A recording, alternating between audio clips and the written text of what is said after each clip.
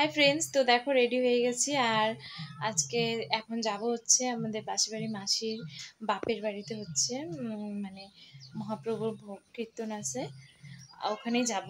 মানে পুজো তো শেষ হয়ে গেছে, ফোন করছিলাম একজনকে, তো সে বলছে পুজো শেষ হয়ে গেছে, তো এখন যাব হচ্ছে প্রসাদ নিতে।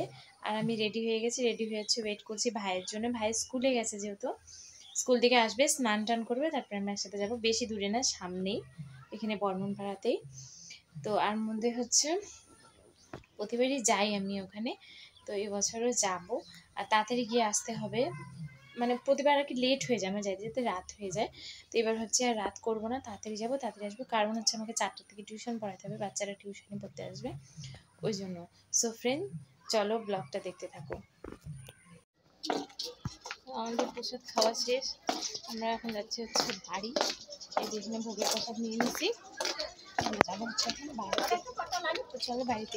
Good afternoon friends, welcome to Iraj blog. বড়দের প্রণাম জানিয়ে ছোটদের ভালোবাসা দিয়ে আজকের ব্লগটা আমি শুরু করছি। আশা করছি তোমরা সবাই ভালো আছো, আর আমিও ভালো আছি।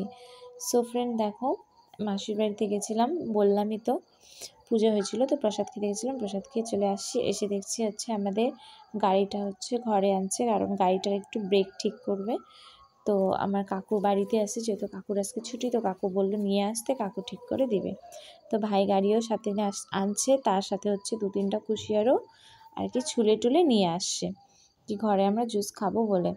তো দেখো আমি কাঁচের গ্লাসগুলো বের করে নিয়েছি জুস খাওয়ার জন্য। আর ভাই সুন্দর করে পুদিনা, লেবু, লবণ দিয়ে জুস বানিয়ে দিল। আর এটার মধ্যে যদি একটু আইস কিউব হতো না, আরও ভালো লাগতো, কিন্তু আমাদের বাড়িতে যেহেতু ফ্রিজ নেই, তো আইস কোথায় পাবো এখন তো পাওয়া সম্ভব না।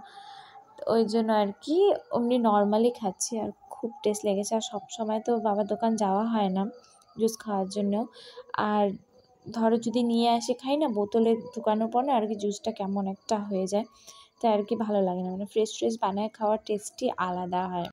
তারপরে হচ্ছে আমার একটা পার্সেল আসলো ফ্রেন্ডস, তো দেখো পার্সেল আনতে গেছিলাম, এই যে পার্সেল নিয়ে এখন যাচ্ছি বাড়িতে।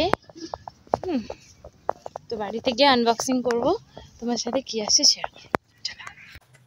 কি আসছে পার্সেল, চলো তোমার সাথে শেয়ার করছি। হ্যাঁ, আমার মনে হচ্ছে যতটুকু এটা হচ্ছে ইসের আসছে, আমি একটা ফ্রেম অর্ডার করছিলাম, ওটাই আর কি আসছে, যতটুকু জানি আর কি।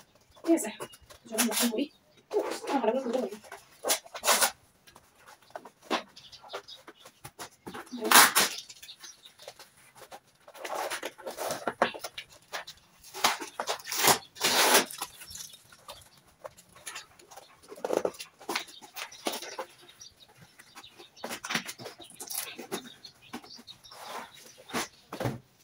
এই যে এটা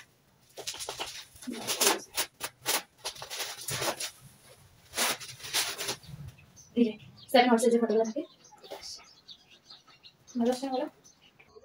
সো ফ্রেন্ড, দেখলাই 7 হর্সের একটা ফ্রেম অর্ডার করছিলাম, ওটাই আসে, তোমাদের সাথে শেয়ার করলাম, কেমন হয়েছে জানিও। তারপরে দেখো এই যে সন্ধ্যাবেলার টিউশনি পড়ায় চলে আসি হচ্ছে ভাগ্নের বার্থডেতে। ভাগ্নে আমার কাছে টিউশন পড়ে। তো তারপরে হচ্ছে ছুটি দিয়ে হচ্ছে আসছি হচ্ছে ওর বার্থডেতে। আর হচ্ছে আমার আজকে এত পরিমাণে ঠান্ডা লাগছে, আমি পুরো সোয়েটার, মাফলার টাফলার মুড়ি দিয়ে আছি। এসে হচ্ছে তারপরে একটু হাতে একটু কাজ করে দিলাম আর কি, ওদেরকে একটু হেল্প করে দিলাম লুচি বানানোর জন্য। তো কাকি হচ্ছে লুচি বেলে দিচ্ছিল, আর আমি হচ্ছে ভেজে নিচ্ছিলাম। তারপরে হচ্ছে যখন কেক কাটিং হচ্ছিলো, তখন আর কি আমি চলে আবার আর কি উঠে আসলাম কেক কাটিংয়ের সময়। আর দেখো এই যে আমার ভাগ্নি কত কিউট লাগছে না এই ড্রেসটাতে, ওকে খুব সুন্দর লাগছে। আর খুব পটার কথা বলে আর কি, তোমাদের সাথে একদিন শেয়ার করবো আমি ওর কথাগুলো। আমার তো ভীষণ ভালো লাগে ওর কথাগুলো শুনতে, তোমাদের সাথে অবশ্যই শেয়ার করবো।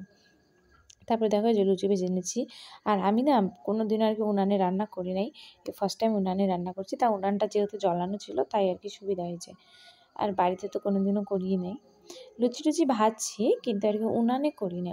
আমাদের ঘরে উনুনে রান্না হয়, আমার মা রান্না করে উনুনে বেশিরভাগটা, এখন যেহেতু অনেক খড়ি আছে, ওই জন্য আর কি মা উনুনে রান্না করে। তারপর দেখো এই যে ভাগ্নির বার্থডেতে এসে তারপরে খুব এনজয় করলাম। তারপরে রাত্রে খাওয়া দাওয়া করে হচ্ছে বাড়ি চলে গেছিলাম। সো ফ্রেন্ড, আজকের ব্লগটা আমি এখানে এন্ড করছি, তোমাদের কেমন লাগলো জানিও। যদি আজকের ব্লগটা তোমাদের ভালো লেগে থাকে, তাহলে একটা লাইক, কমেন্ট আর সাবস্ক্রাইব করে দিও। আর সবাই ভালো থেকো আর সুস্থ থেকো। Tata, bye bye.